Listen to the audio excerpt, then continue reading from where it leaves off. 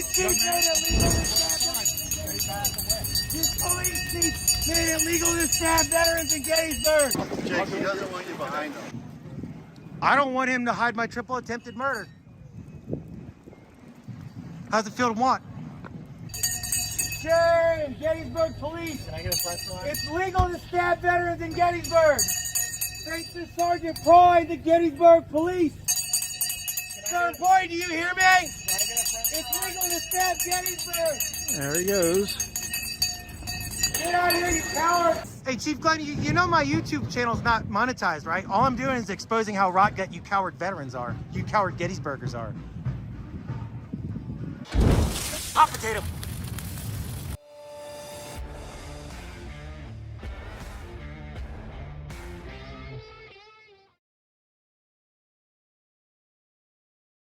That's all I'm doing here. If you guys wouldn't have hit my triple attempted murder, I wouldn't be here right now. So how'd you get off for stabbing me? Well, not all. How you keep it from shaking? Because I'm freezing right now. No, because I'm upset. I'm shaking because I'm upset. Because I'm looking at a guy that has the absolute exact power to do something about this town hiding my triple attempted murder. And as Chief Robert Glennie Jr. of the Gettysburg Police Department, you are standing here ignoring it. Hot potato. This guy right here, Yes, this guy right here is the perfect epitome example of Gettysburger. When you come to Gettysburg, you'll meet this guy, and if one of his cronies pleads out the disorderly conduct illegally, he'll just stand there and watch. And this is how they treat their veterans. Could you imagine what they'll do to just some random one of y'all that come to visit Gettysburg? Chief has no comment on what happens if you get stabbed at the Gettysburg Walmart because it's outside his jurisdiction. But then if they try to hide that illegal sentence of him getting stabbed, pleading out the disorderly conduct for stabbing you, if they try to hide that in his jurisdiction, he's gonna stand around and do exactly what you're seeing right now. That's showing us your war face, Chief Glennie. Get it? He's walking away. You get it? The coward was running away. That's his war face. Hey, Chief Glennie, if somebody stabbed you at Walmart, do you think they'd get charged for stabbing you? Or do you think that they'd get to plead out the disorderly conduct? Chief Glennie? Chief Glennie, if you were at the Gettysburg Walmart and some I am local done having any stabbed discussions with. This Biggie's done. you, well, you can, but I'm still going to discuss with you. Chief Glennie, so if you got stabbed at the Gettysburg Walmart, do you think that the guy that stabbed you would get charged with stabbing you? If you got stabbed at the Gettysburg Walmart, do you think the guy that stabbed you would get charged with stabbing you? Please back away from my officer, Jake. He didn't approach you, you approached him. Back away. Well, I'm just walking around to get a shot. I didn't even know he was there. I'm too busy trying to talk to you. Who you said you weren't talking to me anymore. And our conversation is over. I told you I've discussed this with you. Well, that's fine, but I'm going to sit here and still talk to you because it makes a perfect example of how you boys stand around and watch. This is exactly how you boys hid Cosby's 40 years worth of raping. This is exactly how you guys hid Sandusky. I want to place my hands right in the area of his rear end. This is Pennsylvania. This is exactly, you guys had to serve, your Pennsylvania boys had to serve little boys up to a football coach in a locker. As I approach, my head and eyes are on the target. So if you guys want a good example of how Pennsylvania police make the most worst atrocities legal, you're watching it. Because this guy right here can do something about an out-of-town veteran getting stabbed, and he's standing around watching. The first rule about the Blue Code of Silence is that you don't talk about the Blue Code of Silence. And do you see this frame? Do you see how we're in Gettysburg, and there's a whole bunch of tourist crap going on? And here's this cop, here's this police officer who could be doing something to help all these people that show up right now by not allowing a repeat violent farms offender to continue to walk around them and their children, and he's not. You know why? Because if they acknowledged it, it would ruin this tourist dollar. The second rule about the Blue Code of Silence is you never f with the money. Now look, there's Tommy's Pizza. So after you visit Gettysburg, see the parade, get stabbed by a local, have this douchebag hide it, you can go have pizza right there at Tommy's Corner. Gettysburg. Gettysburg. The third rule about the Blue Code of Silence is that you always trust in the Blue Code of Silence. Well, maybe you should report me to the federal government for not doing my job. Well, you know, eventually when this breaks, when this Sandusky scandal breaks in your town and you're caught holding the bag, they are going to want to look at you, boy. Okay. I'm here to show you the same police that hide stabbing from an out-of-town veteran for one of their local cronies will also hide throwing Chomo case for one of their local cronies tied up into the HUD fraud racket. So everyone's watching.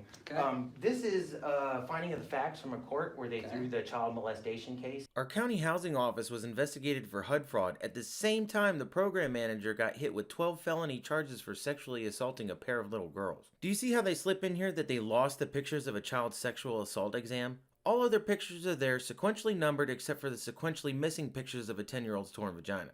So I don't, unfortunately, I don't know any of these things. I know, that's why I'm informing you. I can only deal with crimes that happen within Gettysburg This is Borough. within Gettysburg Borough at the Okay. Gettysburg Hospital. Okay. The police that we're investigating lost child sexual Now, assault when you kit say the pictures. police, who are the police that were investigating? I believe it would be the state police and or the DA, which the DA works up there, and these are missing child rape kit pictures in your jurisdiction. So there is a way to handle that. That is with the agency that lost the picture. You've already, I'm here it to has report already a been crime. explained to you how to take care of that.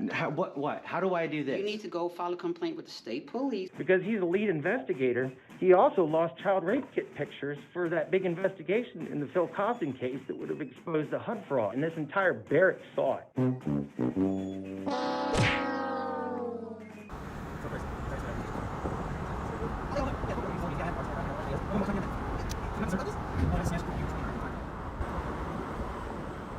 He's really with us. He's really with us. Pardon me? You're from Fulton County still? We've never lived in Fulton County. He was just using a dirty tag from that county to legitimize a stop. Mr. Fornwalt? Yes, sir. Yes, Yeah, there's one of your officers hiding child rape kit picters, and you're over here following us out of here after I report this. The state police threw it. This is You a need to crime report committed that. in your The jurisdiction. state police has a way to report what you believe is wrong.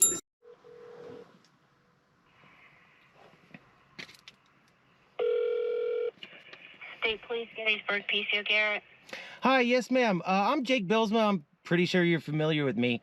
I'm trying to expose Pennsylvania police throwing Chomo case, pedophile case, and I've contacted Troop H about it multiple times. And like one of the times I went in there, one of your officers followed me out to conduct a retaliatory stop. Nobody's addressed it. And then also, I've gone into the Gettysburg police, and they say that because one of your officers lost evidence from a child rape kit case, pictures, like the only pictures that was, you know, showing sexual assault on a little girl. And Gettysburg said that even though that crime happened in their jurisdiction, it was a state police investigation. So therefore, I'd have to contact the state police. And I'm kind of tentative to go in there because, you know, not only did Troop H Gettysburg Barracks hide my triple attempted murder for Glenn Kessler, but last time I went in there and reported this, I got followed out and retaliatory stopped. So I was wondering if there was a way that I could... I'm sorry? No, go ahead, continue. No, I was wondering if there was a way I could talk to a detective over the phone so I could report this, because Gettysburg police said Hang on to just report a it to second y'all. for me. Thank you.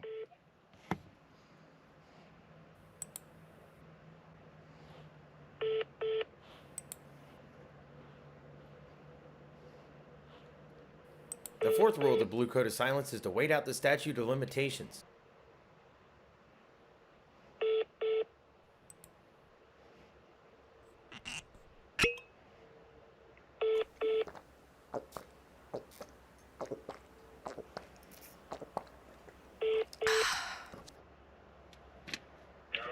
Okay, I'm sorry. What did you need? So you need to speak to someone. How long ago was this case? It's within the statute of limitations, especially because it's for a rape Okay, kit. my question is, when did this occur? What year? I believe it was 2018, so that's within the statute of limitations for rape, right? 7 years. I'm not sure. Well, I am. That's why I'm reporting it to y'all. May I Okay, talk? that's fine. And what is your telephone number? No, may I talk with a investigator? I need your telephone number because I don't know if I have anybody back in the crime room.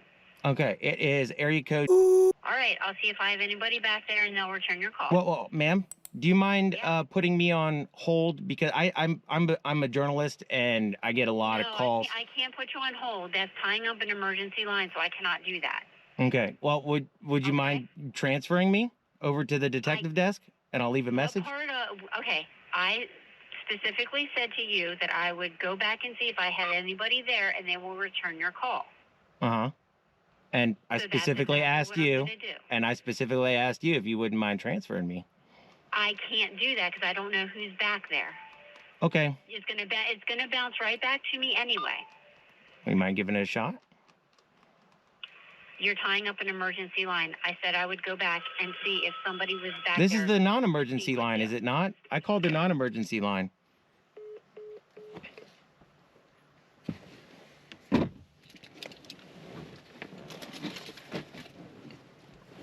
They're not gonna call back. The third rule about the Blue Code of Silence is that you always trust in the Blue Code of Silence. That's going to be a complaint you can take up with the chief of police. Well, maybe you should report me to the federal government for not doing my job.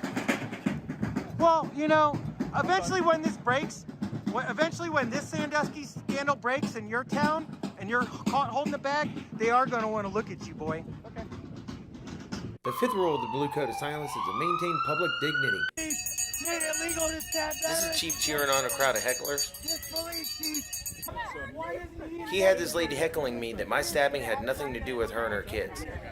There's a way to handle that. That is with the agency that lost the picture. Shame! Shame! Shame! That's going to be a complaint you can take up with the chief of police. Get out of here, you coward!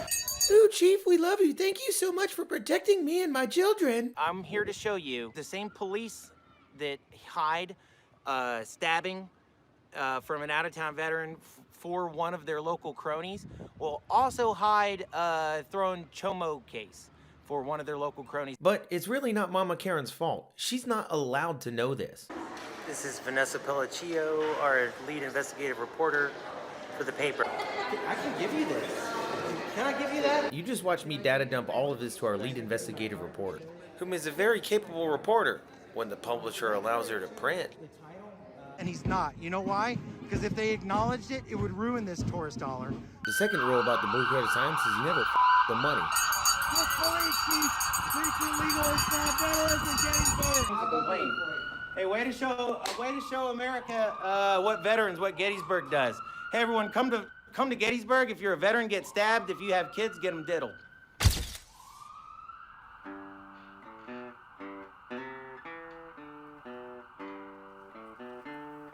And that's why it's important to support your local citizen journalists. They stand up to deliver you the news that's too good to go to print. Hey, much love, y'all. I just wanted to thank the community that came out to support me.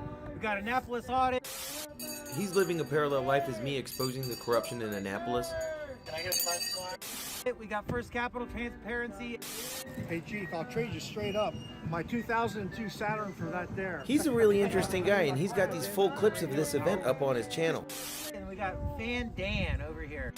Sorry, Dan, I meant to say Spartan. Dan and First Capital Transparency are fantastic representatives of the good people of Pennsylvania trying to make change. And Cope Dog did make the picture, but he showed up and filmed. Go subscribe to his channel so he can go live next time. Thanks, guys. Thanks for showing up. Thanks for being here. Much love from nothing but love for this community. Thank you. Cold day to be out. We're out here. We back each other. Absolutely. Much love, y'all. Thank you.